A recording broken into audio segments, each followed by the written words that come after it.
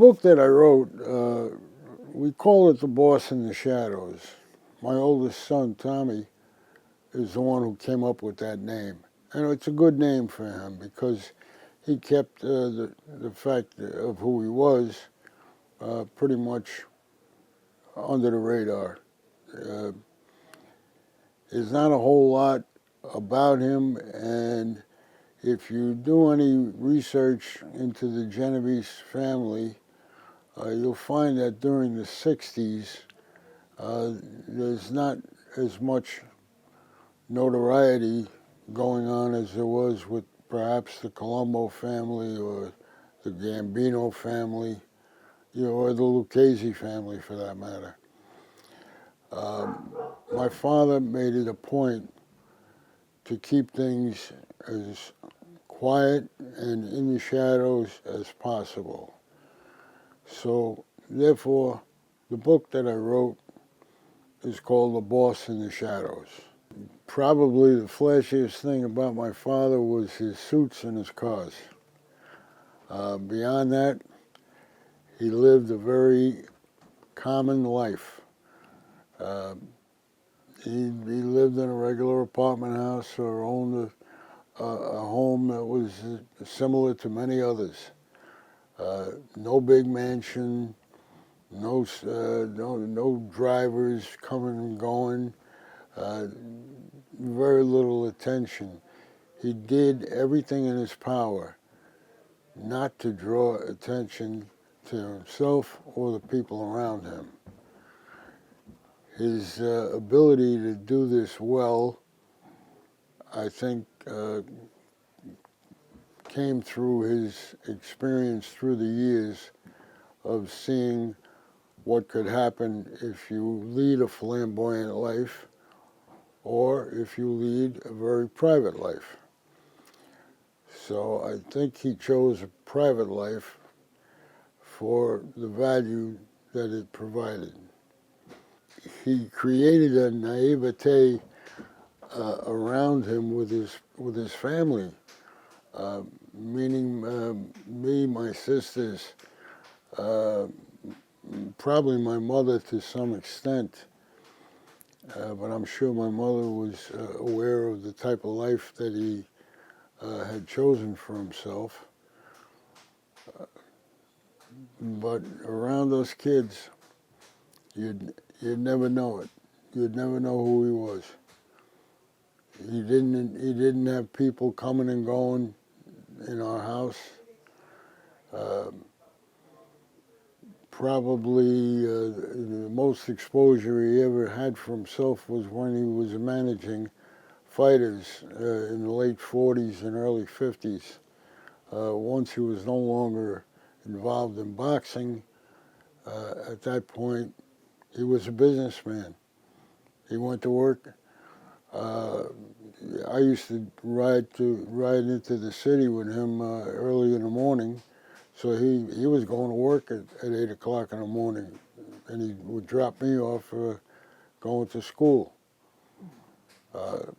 So we had no idea of the position that he held.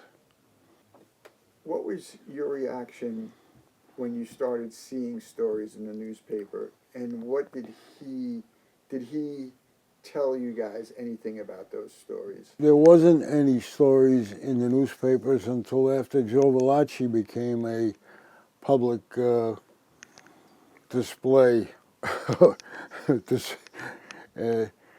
Once Joe Valachi created a diagram of who was who and what was what, I heard Robert Kennedy on television state that in his Massachusetts accent, we know that Thomas Eboli is a boss of the Genovese crime family in New York City. That's very good. I find it humorous to imitate him a little bit, but Robert Kennedy was a nemesis to the mob, and he had his own skeletons. So, but at any rate, once the Valachi hearings became public, and it became publicly known that my father was, in fact, a persona to be reckoned with in New York City, we began to realize who he was. And that was in 1963. And at that point, I think I was 23, 24 years old.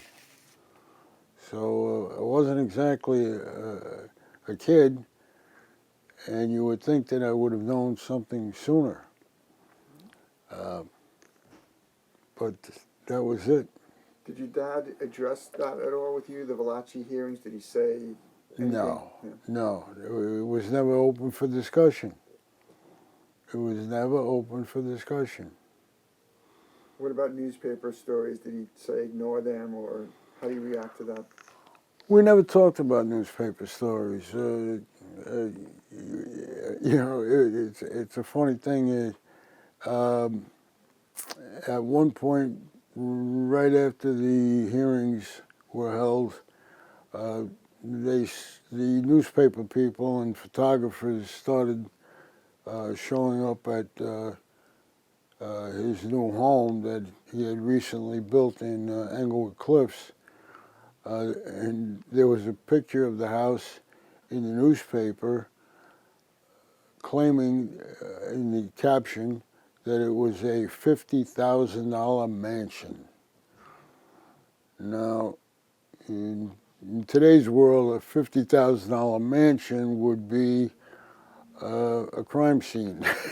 It would not be someplace that you would call a mansion.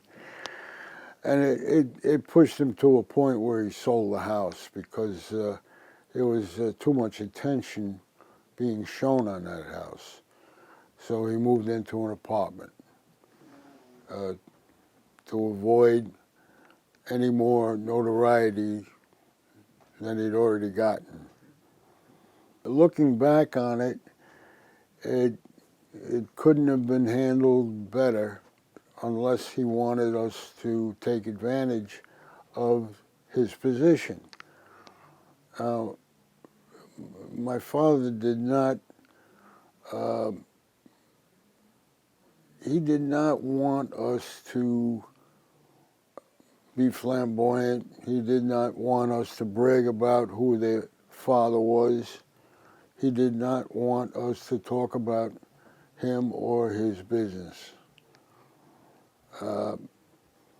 And it made sense. It made absolute sense, because when other people are talking about you, they're putting you in a position where you now have to be responsible for yourself, and you have to be able to respond to any charges that are brought against you because of what other people say. And he certainly didn't want this to happen with his own children. Therefore, what he did was very sound. If anybody else has more information about him out there than what you'll find in my book, please feel free to let me know.